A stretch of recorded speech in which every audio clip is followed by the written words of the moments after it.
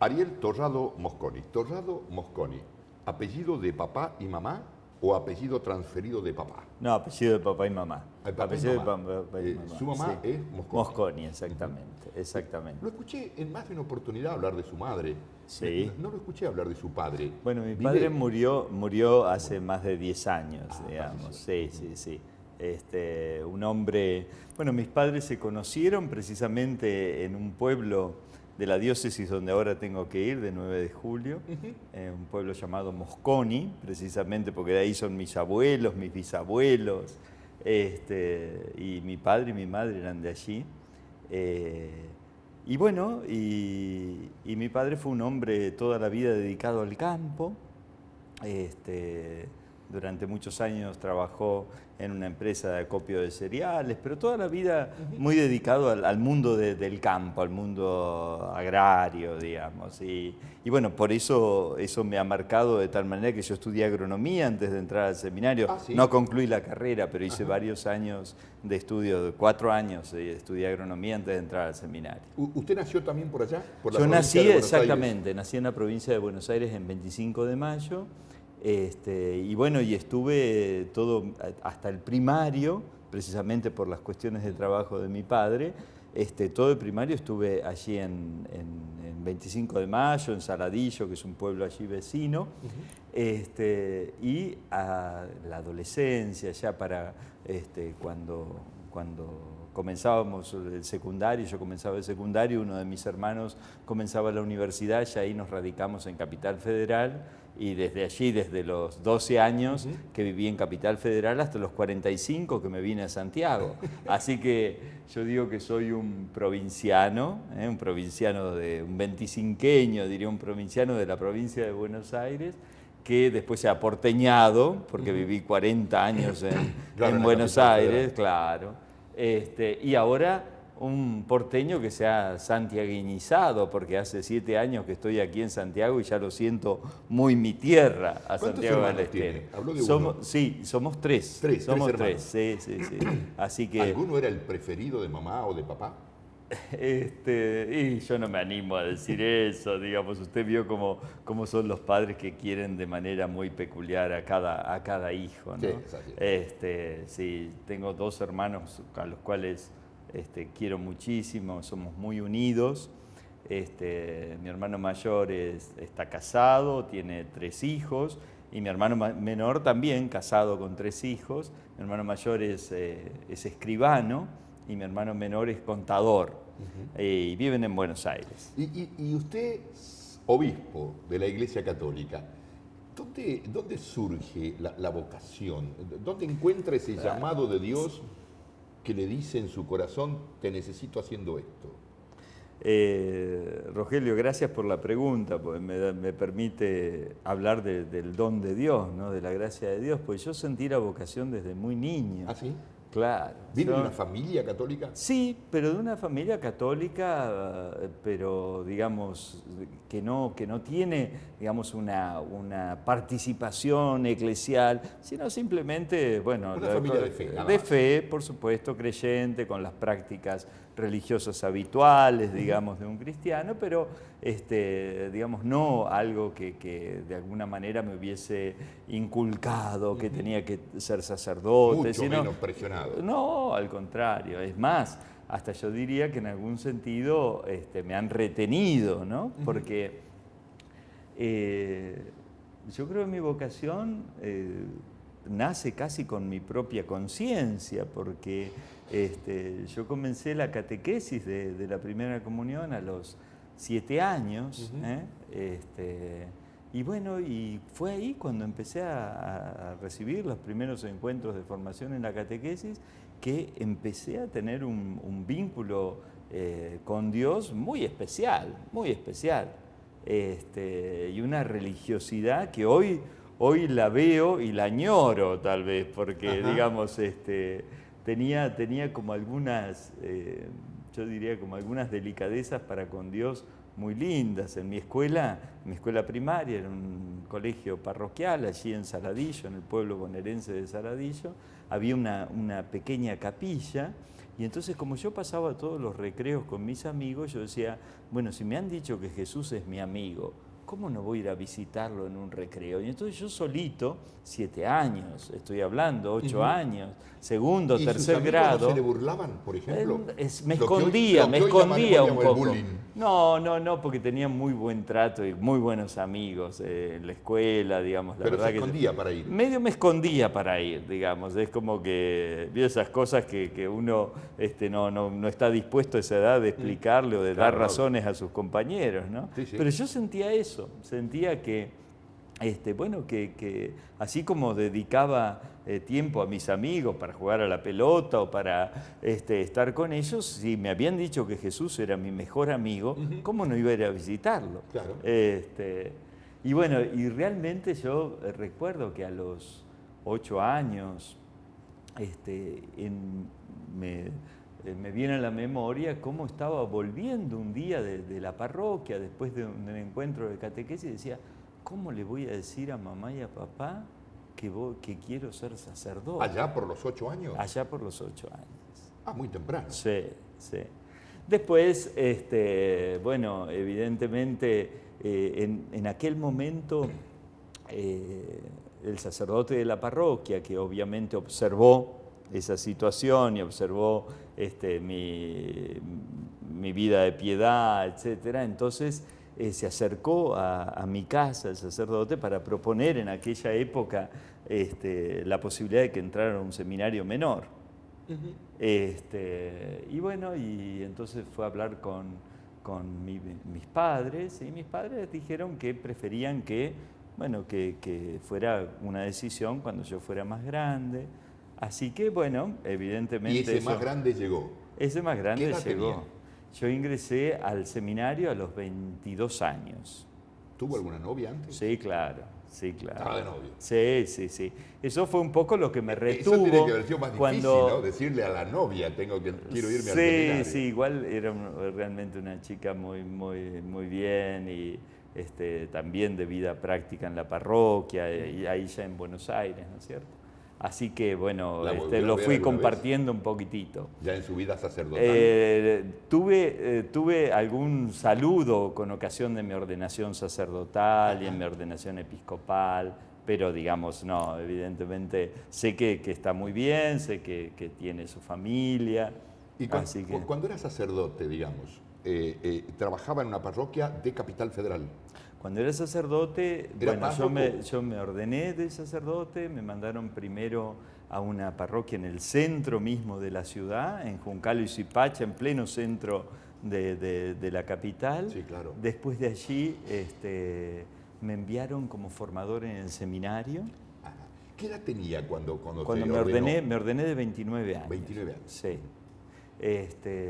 Y bueno, después estuve unos cuantos años allí, 7 años, como formador en el seminario, y después me enviaron de párroco a una parroquia en una barriada de Buenos Aires, en Villa Crespo, y luego a otra parroquia llamada San Isidro Labrador, en el barrio de Saavedra, cercano a Núñez. Escuchaba los goles de la cancha de River ahí cuando estaba allí en esa parroquia San Isidro Labrador. Lo hemos visto en las redes sociales y en algunos otros espacios que crea hoy Internet, abrazado a la bandera de River en más de una oportunidad, ¿no?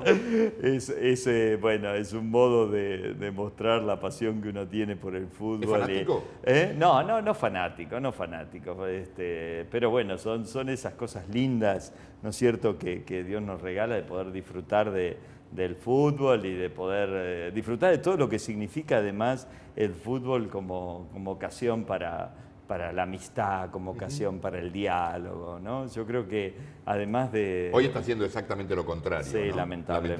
lamentablemente. Y esperemos que se pueda superar eso, porque el fútbol es eso, es un juego. Monseñor, y de pronto está en varias parroquias y alguien lo llama para decirle, te van a nombrar obispo. Exactamente. ¿Cómo fue eso? Bueno, sí, un domingo me estaba por revestir para la Santa Misa, allí en la parroquia en San Isidro Labrador, y llega un representante del señor Nuncio Apostólico y me dice que el señor Nuncio quería verme. Efectivamente, al otro día fui a visitarlo a la Nunciatura Y entonces allí me dicen que iba a ser obispo auxiliar, que el Santo Padre me pedía que fuera obispo auxiliar de Santiago del Estero. El O sea, Santo ya Padre, cuando le avisan de que va a ser obispo, ya le avisan también sí, la función sí, que va a cumplir. exactamente, Ah, mire usted. exactamente. Y bueno, yo allí pedí la posibilidad de hablar con mi obispo, que era el cardenal Bergoglio, ¿no? Antes de poder aceptar, digamos, lo que se pide al obispo en el momento en que se nos comunica, es, bueno, que aceptemos, ¿no?, esa designación que ha hecho el Papa. Evidentemente puede haber razones personales o razones En este caso de peso. Benedicto, ¿no? En este caso era el Papa Benedicto.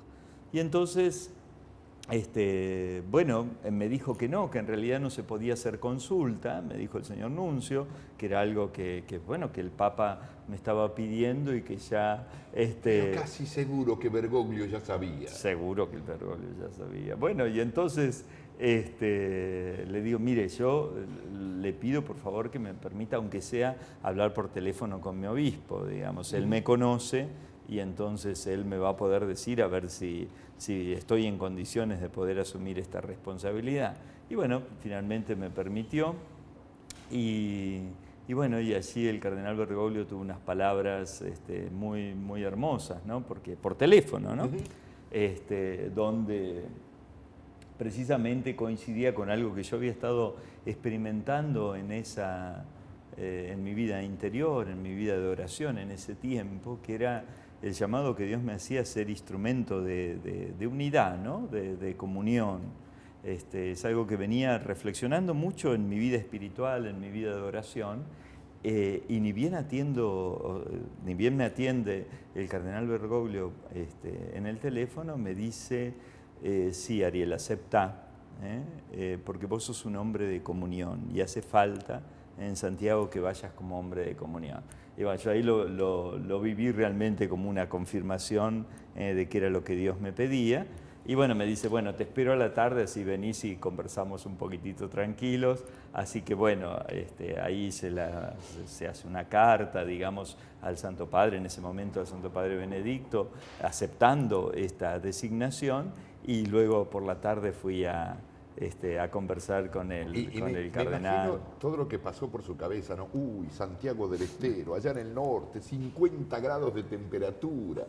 No pensé tanto en el calor, no es eso. Sí, por cierto que, a ver, por un lado es un desarraigo fuerte en aquel momento, porque claro, mi vida estaba armada en Buenos Aires. Yo hacía 40 años que vivía en Buenos Aires, en Capital. 40 años es mucho tiempo, digamos. Sí, claro, claro. Y entonces, evidentemente, allí tengo mi familia, allí tengo mis amigos. Bueno, entonces, claro, era, digamos, un desarraigo fuerte en ese sentido. Y por otra parte, también un desafío respecto a algo desconocido. Mi misión como obispo auxiliar y desconocida también la vida, digamos, por más que uno conoce por referencias, la vida en Santiago del Estero. Y yo me preguntaba, y incluso se lo dije al señor nuncio en ese momento, ¿no sería conveniente que se haya designado una persona del norte, digamos? Pensaba en un salteño, un tucumano, un cordobés. Un tucumano después me di cuenta cuando estaba aquí en Santiago que no hubiera sido conveniente, ¿no? Pero realmente me doy cuenta que bueno, los santiagueños desde el primer día han sido muy hospitalarios. Y yo siento que estos 7 años aquí en Santiago me han llevado a tener una identidad santiagueña. Realmente lo siento así, aunque todavía hablo como porteño. Ahora como empanadas. Sí, no solo como empanadas, sino a querer la tierra, la cultura santiagueña, valorar la cultura del santiagueño. ¿La religiosidad popular que hay en Santiago le impactó? Sí, por cierto. Sí, es uno de los grandes tesoros, ¿no?, que tiene Santiago del Estero y que uno realmente queda conmovido, la fe humilde, la fe sencilla y esas expresiones de la fe que se han hecho cultura, ¿no? Porque hablo de de la actitud de fe, por cierto, de la gente que frecuenta las parroquias, las comunidades y que tiene una participación activa en la vida de la iglesia, pero hablo también de aquella fe que se manifiesta en las grandes fiestas populares como, como Mailín, como Sumampa o como San Gil o como por ejemplo. San Esteban, ¿no es cierto?, que he tenido oportunidad de ir, de disfrutar con la gente. Populares. Claro, exactamente, donde la fe se ha hecho cultura, ¿no? Sí, donde se mezcla. Donde la cultura, ¿no? y donde la cultura de alguna manera impregna y le da una impronta muy fuerte a la fe con ciertos rasgos de paganismo que también a lo mejor en algunos casos. Y a lo mejor eso lo convierte precisamente en religiosidad popular. Sí, el Papa Francisco insiste mucho en la importancia de la piedad popular, ¿no? Cómo estas expresiones de fe tienen que ser asumidas, tienen que ser purificadas, por cierto, de aquellas cosas, elementos que pueda haber de paganos, pero tiene que ante todo ser asumida, ser valorada, ser acompañada. Yo la verdad que me alegro mucho de haber tenido posibilidad. Yo creo que no ha sido, no ha habido demasiada presencia de la Iglesia en algunos acontecimientos, como puede ser en San Gil, en San Esteban. Yo tengo la alegría de haber tenido bastante presencia en esas fiestas y de haber sido muy bien recibido, y creo que la sola presencia del obispo en acontecimientos como eso le ha dado un sentido cristiano, en el sentido más pleno de la palabra, muy fuerte. Padre Ariel, Monseñor Ariel, muchas gracias. Muchas gracias, Rogelio, por la invitación. Quedo a disposición. Gracias.